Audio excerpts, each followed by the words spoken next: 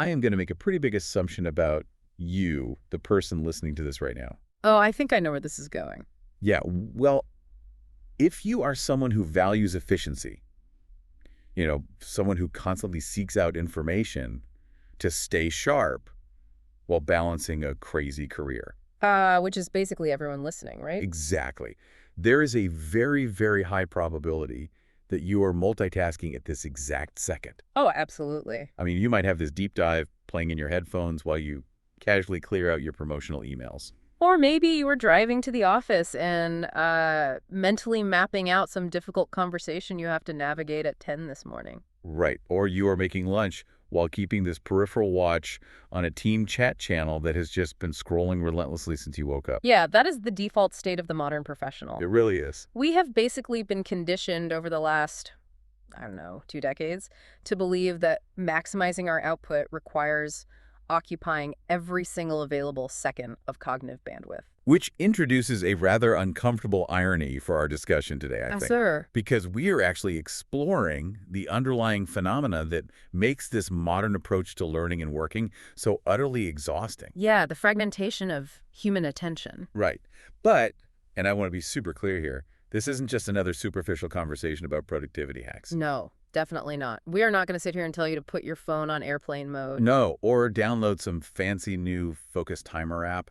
We actually have an incredible stack of sources today. We do. We have a core briefing on the cognitive toll, a really detailed document unpacking all the debates and tensions in modern work. And some amazing case studies detailing how high performers are actually fighting back.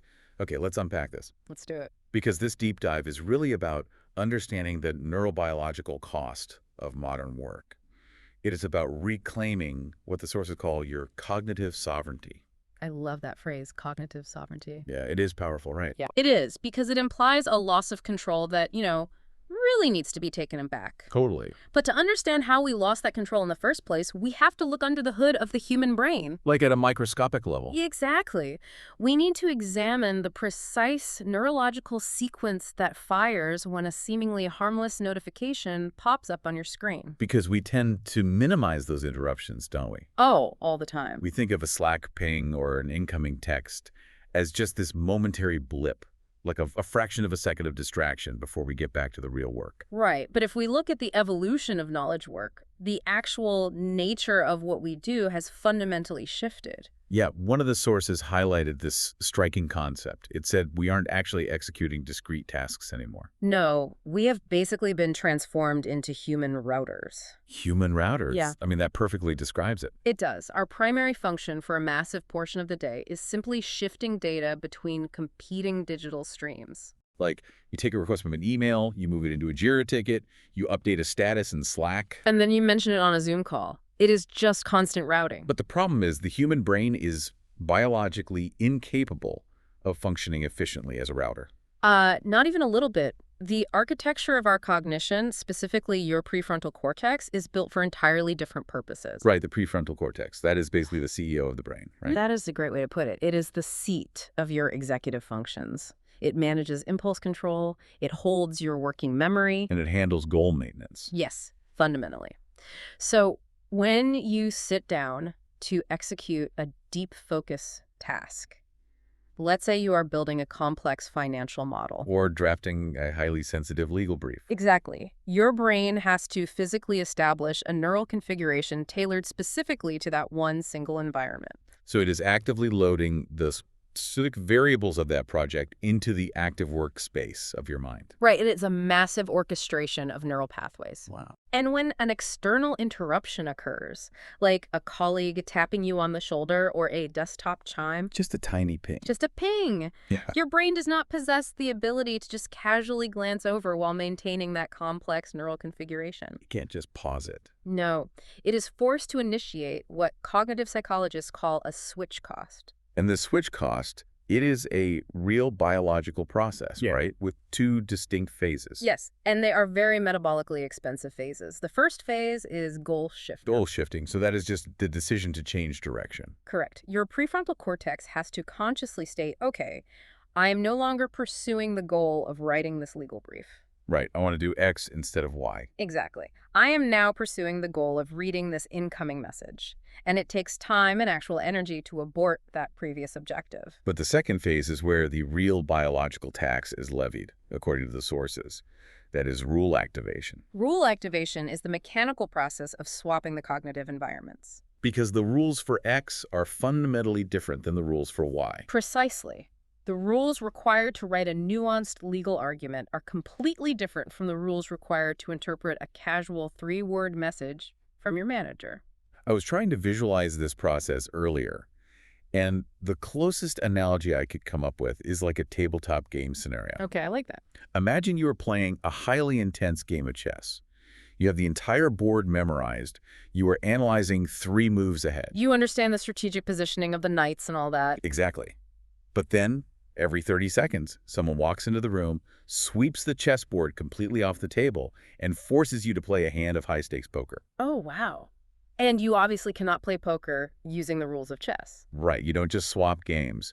You have to actively mentally suppress the rules of chess. You have to forget the spatial geometry of the board. Yes, and instantly load the rules of poker. You have to start calculating probabilities, reading bluffs, looking at chip stacks. And just as you calculate your odds, the person returns, sweeps the cards away, and drops the chessboard back in front of you. Exactly. Think about the absolute exhaustion you would feel playing that game for 8 or 9 hours a day. It would be agonizing. That neural reindexing, that constant suppression and activation of rules, it is so metabolically expensive. You are rapidly burning through the brain's supply of glucose and oxygen. You really are. You are physically fatiguing the exact neurological substrates required for high-level, complex reasoning. Which perfectly explains the visceral phenomenon of the 2 p.m. cognitive crash. Oh, the dreaded afternoon slump. Right. It isn't just that you are sleepy because you ate a heavy lunch. Your prefrontal cortex is literally biologically depleted of the resources required to make a complex decision. It is depleted, yes. But crucially, it is also tethered. Tethered? What do you mean? Well, even when the chessboard is placed back in front of you, your brain does not fully return to the game of chess. Ah, okay. This introduces Professor Sophie Leroy's research on attention residue. Yes, from the University of Minnesota. I actually want to push back on this concept slightly, or just clarify it, because the premise is that when you switch from task A to task B, your attention doesn't cleanly follow you. Right. But let's say I check a really difficult email from a client. I realize I don't have the answer right now, so I close it and I go back to my financial model. Okay. I mean, I know what I'm doing. I'm looking at the spreadsheet. It feels like my attention is fully on the numbers. Is there actual biological proof that my brain is still stuck in the inbox? So the feeling of being fully focused on the spreadsheet is an illusion. Really? An illusion? Yeah, it is generated by your conscious mind just trying to manage the immediate visual input in front of you. But the biological reality, which is proven through cognitive testing, is quite different. Okay, lay it on me. Leroy's research demonstrates that a significant portion of your cognitive capacity remains tethered to the previous task, especially if that previous task was left unresolved. Unresolved, like not having the answer for the client.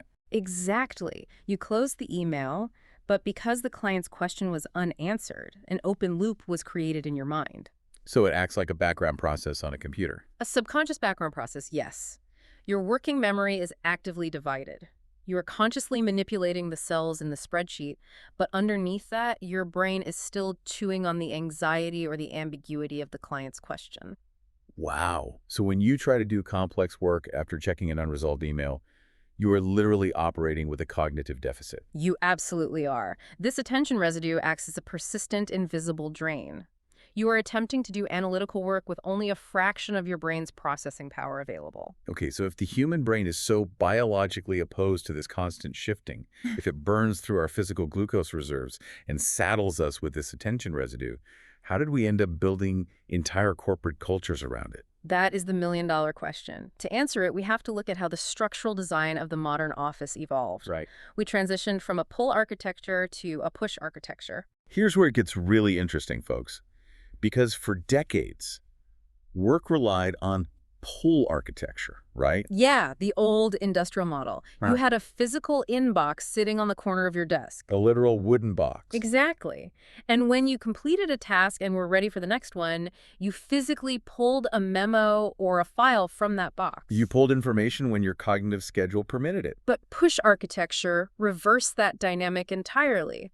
The tools we use today demand our attention proactively rather than waiting to be pulled. We abandoned that old model and replaced it with what the sources call an emergency room model of communication. It really is an emergency room. Yeah. In a hospital, constant real-time interruption is a systemic necessity because human lives are immediately at risk. Right. Triage is the ultimate goal. But we took that exact triage model and applied it to standard, non-lethal knowledge work. And in doing so, we falsely equated the speed of a reply with actual value creation. We did. We created a culture where responding to a message in 12 seconds is perceived as productivity, regardless of the quality of the response. And this push architecture, it is incredibly self-reinforcing, isn't it? Because of how it manipulates the brain's dopamine loops. Oh, it is perfectly designed to hijack our neurochemistry.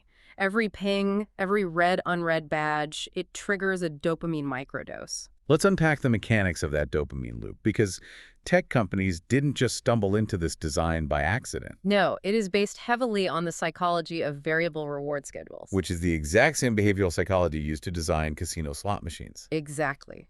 A variable reward schedule means you do not know when the reward is coming, nor do you know the value of the reward. Right. When your phone buzzes, you don't know if it is a catastrophic email from your CEO, a trivial update from some random vendor, or a text from your partner. And it is that uncertainty that drives the massive dopamine spike. Your brain releases dopamine not when you read the message, but in the fraction of a second before you read it. Anticipation of resolving the uncertainty. Yes. So we are literally conditioning our own brains to crave the distraction. We are eroding our baseline capacity to concentrate because the brain is just sitting there, waiting for the slot machine to spin again.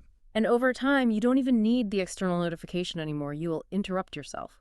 Oh, I do this all the time. We all do. You will be in the middle of a focused task, feel a slight dip in stimulation, and instinctively tab over to your inbox just to pull the lever and see if anything new has arrived. The statistics surrounding this behavior in the modern office are just staggering. Mhm. When we look at the multi-screen symphony, the data shows that the average knowledge worker switches between different applications and websites nearly 1,200 times a day. 1,200 times. Yeah. If you do the math on a standard 8-hour workday, that equates to changing your digital context roughly once every 30 seconds. Once every 30 seconds, we are asking the prefrontal cortex to wipe the chessboard and load the poker rules. It is absolute madness. And this constant thrashing brings us to the famous University of California Irvine research. Ah, yes. The 23-minute recovery rule. Let's break this down. So the UC Irvine researchers tracked knowledge workers in their actual office environments, monitoring their digital behavior. And they found that when a worker is deeply engaged in a primary task and they get interrupted by a digital distraction, it takes a really long time to recover. An average of 23 minutes and 15 seconds to fully return to that original state of deep focus. Okay, I have to admit, I have always been highly skeptical of this specific metric. Really? Why is that? Well, let's say I am writing a strategy document. My phone buzzes. It's a text from my partner asking if we need milk. I reply, yes, put the phone down and put my hands back on the keyboard. Right. That physical interaction took me maybe 15 seconds. It definitely does not take me 23 minutes to start typing again. Okay, your skepticism is super common, but it conflates the physical resumption of a task with the cognitive resumption of deep focus. Oh, interesting. Yes, your hands are back on the keyboard in 15 seconds. You might even type a sentence, but what are you actually typing? I see what you mean. Are you making the complex, nonlinear connections you were on the verge of making before the text? Or are you just performing shallow, mechanical formatting? While my brain attempts to clear the attention residue of the text message. Exactly. Your brain is trying to rebuild the architectural context of the strategy document and re-engage your working memory. So the study tracked the return to the original cognitive state, not just the physical act of looking at the screen again. Precisely. The time required to rebuild those specific neural pathways. Oh, that makes so much sense. Yeah. But if you combine those two data points, if it takes over 20 minutes to recover focus, but we are switching every 30 seconds. Then mathematically, are we ever actually focused? We aren't. We just spend the entirety of our working lives in a state of frantic, shallow processing. And the cognitive penalty for that chronic shallowness is severe. Which brings us to the University of London study. This is the data point that literally made my jaw drop. The researchers wanted to quantify the exact IQ tax of constant digital distraction. Right. They subjected workers to standard cognitive function tests, evaluating spatial reasoning, working memory, pattern recognition. And they tested them in a baseline state and then tested them again while they were continuously bombarded by emails and texts. The workers experiencing constant digital interruption suffered a temporary drop in functional intelligence of 10 points. A 10-point impairment in your cognitive ability, just from checking messages. 10 points. And to put that into perspective, the study noted that this impairment is double the cognitive drop observed in subjects who were actively smoking cannabis. Wait, really? Double? Double. And it is functionally equivalent to losing an entire night of sleep. So we are building corporate cultures that require employees to show up every day and operate complex machinery, their minds, Yeah. while functionally impaired to the same degree as if they had pulled an all-nighter or were completely intoxicated. That is exactly what the data shows. And we can see exactly where all that impaired energy is being misdirected when we synthesize the corporate time drain. Oh, the enterprise data on this is depressing. It reveals that the average knowledge worker spends 28% of their entire week simply managing and reading emails. And then another 14% of the week is consumed by internal status update meetings. So that is 42% of the week evaporated before any actual work is produced. Less than half the week remains for the skilled execution we were actually hired to perform. The numbers are absolutely shocking. But what does this 10-point IQ drop and this constant dopamine craving actually do to our careers and our well-being over time? Well, over months and years, this extracts a compounding toll. And the sources break this degradation down across 3 specific pillars. The first pillar is the degradation of output quality. Right, because true innovation and complex problem solving require access to the flow state. Flow state, that's a period of uninterrupted cognitive immersion, right? Yes. During flow, the brain is capable of drawing disparate concepts together. It recognizes patterns that are invisible during shallow processing. But if we are switching every 30 seconds, that flow state is shattered before it can even initiate.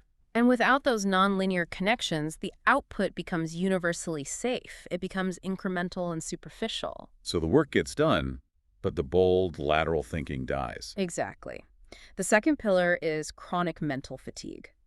I want to ask about this because how does this differ from just being tired after a long day? Like, if I spend Saturday landscaping my yard, I am exhausted, but I feel pretty good about it. Right. Physical fatigue is resolved by physical rest. But cognitive fatigue, specifically the depletion of glucose in the prefrontal cortex caused by all that rule activation, it manifests completely differently. I know. It presents as severe decision fatigue. By 4 p.m., you find yourself neurologically incapable of making even a trivial choice, let alone a strategic business decision. Oh, I definitely felt that. It also manifests as emotional blunting and apathy. You just feel entirely hollowed out. And that hollowness bleeds directly into your interpersonal relationships. It causes friction with colleagues, irritability with your family. A pervasive burnout that a weekend of sleep just cannot cure. Which leads us to the third pillar, the destruction of creative capacity. Creativity requires you to hold multiple complex variables in your working memory, your brain's RAM simultaneously, to see how they might fit together. But if your brain's RAM is constantly being wiped clean by incoming notifications, that combinatorial process is impossible. Your brain shifts out of the creative exploratory mode and locks into a rigid survival mode. Survival mode. Yeah, where your only objective is to clear the immediate backlog of threats, which, in the modern office, are unread emails and Slack pings. You can't invent a new future for your company when all your biological resources are deployed to just survive the present moment. Exactly. Let's ground this theory in a real-world scenario from the sources. The case study of the global consultancy executive. This is a great story. So we're talking about a senior partner at a premier management consulting firm. Highly intelligent, highly compensated, operating at the absolute peak of his industry. Yet he found himself paralyzed by what he described as the calendar trap. His days were segmented into relentless 30-minute increments, from 8 a.m. to 7 p.m. nonstop. He was moving from a client call regarding supply chains directly into an internal HR meeting, directly into a financial review. A literal conveyor belt of context switching. And if we analyze this situation through that neurobiological lens we just talked about, the outcome was inevitable. By the late afternoon, the senior partner realized he was making fundamental strategic errors on his client recommendations. He was missing obvious market trends. Because his prefrontal cortex was entirely depleted. He was relying on superficial intuition instead of working memory. He was basically guessing. And he recognized that this was threatening his career, so he implemented a radical solution for himself: focus blocks. Yes. He mandated that every Tuesday and Thursday morning for 3 uninterrupted hours, he would be completely inaccessible. He went into a quiet office, and most importantly, he severed his laptop's connection to the enterprise network. 0 digital connection. He deliberately constructed a sanctuary to protect his attention. And the results were immediate. The case study notes that his firm secured 2 massive, multi-million-dollar contract renewals shortly after this change. And the clients explicitly cited the depth and clarity of his strategic vision as the primary reason for renewing. He proved that protecting your cognitive bandwidth is the ultimate professional multiplier. It really is. But, it is easy to say, just block out time. It's easy for a senior partner to tell his assistant to block his calendar. Oh, absolutely. If a mid-level employee tries to disconnect for 3 hours, there is usually immediate organizational pushback. Business leaders argue that this romanticized view of deep work could actually destroy a modern company. And we need to take this argument seriously. The tensions between deep work and organizational communication are deeply entrenched. So it's time to debate the tensions. We need to steelman the counterarguments from defenders of the hyper-responsive workplace. Let's do it. Okay, counterargument 1 and tension A, the agility imperative. The case goes like this. Fast markets demand fast pivots. Chat is the digital nervous system of a startup. Delay introduces unacceptable friction. If you mandate that an engineer must wait 4 hours for a product manager to reply, you lose your competitive edge. It is a highly persuasive argument because it appeals to our instinct for survival. But this raises an important question. Is the speed versus depth dynamic truly a zero-sum game? Can an enterprise be both hyper-agile and deeply focused? Exactly. The agility argument relies on the assumption that constant real-time chatter is the same thing as speed of execution. But behavioral data on the illusion of productivity tells a very different story. The illusion of productivity. That's the disconnect between feeling busy and actually producing output. Right, precisely. Psychological evaluations consistently demonstrate an inverse relationship between perceived busyness and actual strategic execution. So the people who feel the most overwhelmed. The ones hyper-responsive to every ping, constantly putting out fires in chat channels, they are almost universally the ones who complete the fewest high-leverage objectives. Wow. So we often mistake panic for velocity. We do. True organizational agility comes from having a structurally sound product architecture and a unified strategy, both of which require deep, concentrated work to build. Okay, let's move to counterargument 2. And tension B, the democratic workspace. This is a really interesting one. Right, so the case is that constant communication breaks down hierarchies. Silos are destroyed when a junior staff member can ping the CEO instantly. It flattens the organization. Exactly. So the argument is that forcing asynchronous, isolated work rebuilds those silos and disenfranchises junior talent. There's a real risk that isolating workers can degrade social cohesion. But the flaw in this argument is conflating transparency with interruption. Ah, okay. Elaborate on that. True democratization means junior staff are empowered with the context and authority to make decisions independently. They shouldn't need to ping the CEO every hour to get unblocked. Right. Democracy shouldn't mandate constant interruption. Exactly. When the culture dictates that open channels require an instant response, you are no longer democratizing work. You are simply democratizing the cognitive overload. You are spreading the anxiety of the 30-second switch cost evenly across every level of the hierarchy. Exactly. But does forcing asynchronous work unfairly penalize extroverts? People who genuinely need spontaneous verbal collaboration to ideate. It absolutely can, which is why team cultures have to balance individual cognitive protection with collective social cohesion. Deep work cannot be a draconian mandate. The goal isn't to eliminate conversation, it's to batch it. Creating designated environments for high-energy collaboration, and then protecting the time to execute those ideas. Precisely. Okay, counterargument 3 and tension C. I find this one the most compelling. the coordination class. Yes, the skeptics say deep work is a luxury for artists and coders. Right. For project managers or customer success leads, shifting context rapidly is the actual job. Synthesis and communication is the job. So telling them to turn off their chat is literally asking them to stop doing their job. How do we resolve that tension? This raises an important question. Are we misdiagnosing the problem here? What do you mean? Is the fatigue experienced by these coordinators actually caused by context switching? Or is it a symptom of bloated organizational structures and unclear accountability? Where people are just forced to coordinate too much. Exactly. Ask yourself why a customer success manager has to send 50 manual messages across 3 different platforms to resolve a single bug. Because the automated tracking systems are broken. Or roles are poorly defined. When an organization fails to build functional processes, it compensates by deploying human routers. It relies on the coordination class to act as human duct tape. Yes, manually forcing information through a broken system via relentless real-time communication. So while their current job demands constant switching, the underlying reality is the organization is forcing them to coordinate exponentially more than necessary. So if the tensions are real, how do the most successful organizations actually thread the needle between speed and depth? We have to look at the engineering case study from the sources. This one is wild. We are looking at a hyper-growth software company. Engineers are drowning in Slack, Jira, and stand-ups. Burnout is rampant. And bug counts are soaring. So a new VP of engineering comes in and implements this radical intervention. Silent mornings. Yes, from 9 a.m. to 1 p.m., every single workday, no chat, no meetings. Completely silent. And there was massive initial panic from the product managers, right? Total panic. They feared losing instant access would paralyze the development cycle. They thought features would be delayed indefinitely. But the stunning conclusion was that in just 3 weeks, code volume jumped by 34%. They increased output by 1/3 just by talking less. But even better, critical bugs dropped by over 50%. Because the VP correctly diagnosed that these weren't technical errors, they were thrashing-induced errors. Thrashing-induced, meaning the relentless context switching was fracturing their working memory. Exactly. The organization wasn't slowed down by the silence. They simply eliminated the errors caused by cognitive exhaustion. So this requires structural organizational architecture fixes, like async-first models. Async first is huge. It means reserving real-time communication only for genuine emergencies. Like a server being down. Right. Everything else happens asynchronously.